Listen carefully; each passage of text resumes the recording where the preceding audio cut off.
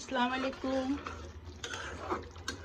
বন্ধুরা, এই যে দেখো যেটা দেখছো রান্না করছি, এটা আমি একটা মজার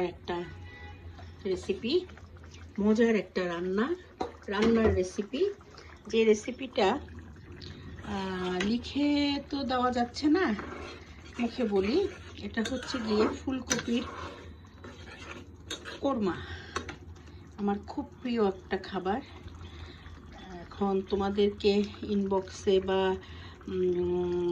কোথাও এটা রেসিপিটা লিখে দিব বা বলছি।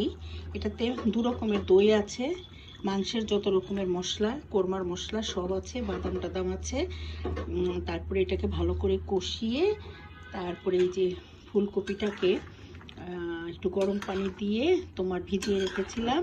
তারপরে হালকা একটু হলুদ মরিচের গুঁড়া দিতে হয় দেখার সৌন্দর্যের জন্য। আর হচ্ছে তোমার করতে হয় একটু ম্যারিনেট করে রেখে তারপরে হচ্ছে তোমার হালকা একটু বেসন আর ফেটানো ডিমের মধ্যে ওগুলোকে চুবিয়ে একটু ডুবো তেলে ভাজতে হয়। ভেজে তারপরে তোমার এই স্ট্রাকচারটা আসে।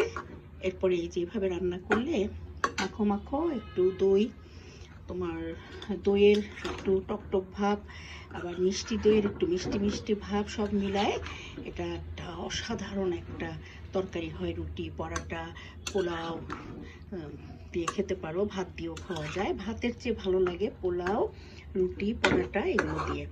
তো আমি আজকে এটা করলাম।